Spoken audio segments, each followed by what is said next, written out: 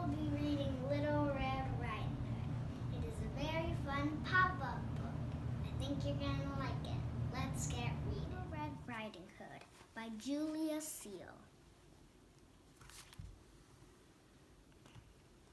Once upon a time, in a small village on the edge of a forest, lived a young girl named Little Red Riding Hood.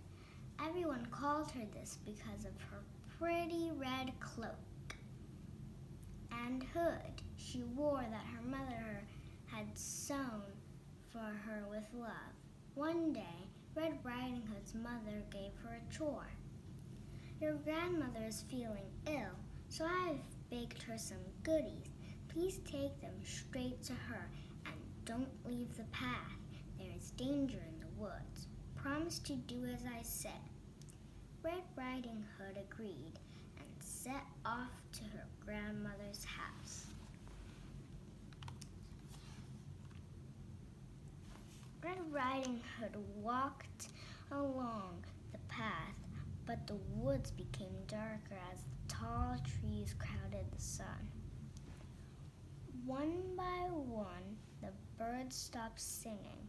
A breeze whipped her cloak as a voice behind her said, "Where are you going off on such a cold day?" Red Riding Hood turned to see a large wolf smiling at her. She smiled back. "I'm off to see my grandmother. I'm taking her a basket of goodies." "Your grandmother?" asked the wolf. "She lives near the large fallen oak. Perhaps you know her." The wind tugged at her Red Riding Hood's cloak, and it covered her face. When she removed it, the wolf was gone. "How strange," she said. Little did she know that the wolf was already on his way to her grandmother's cottage. Meanwhile, Red Riding Hood continued along the path. She passed a clump of wildflowers on the way and took her time to collect a posy for her grandmother.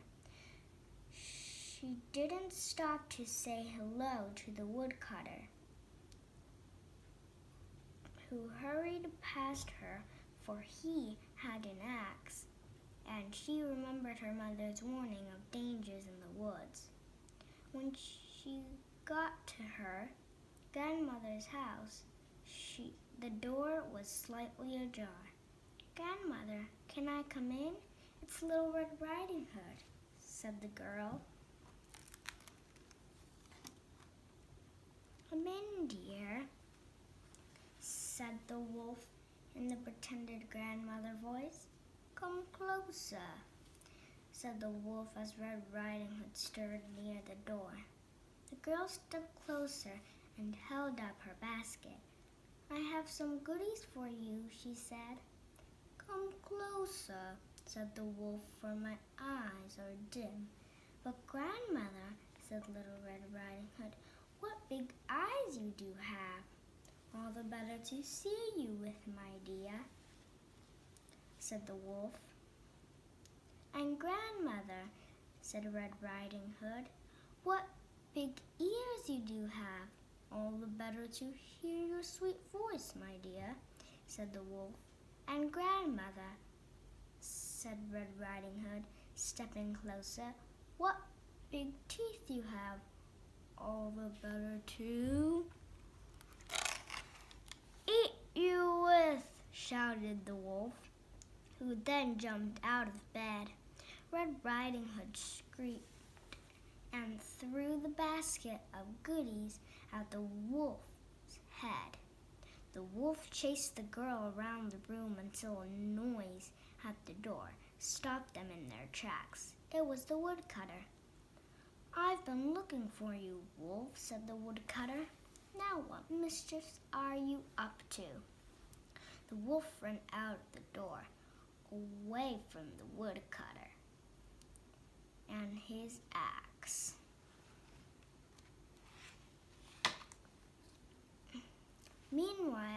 Red Riding Hood heard a thump from the closet and opened the door to find her grandmother sitting inside. "Did I sleepwalk?" asked the tiny old lady. Red Riding Hood shook her head. Then she picked up all the goodies from the floor, sat down with her grandmother for afternoon tea, and told her the whole story.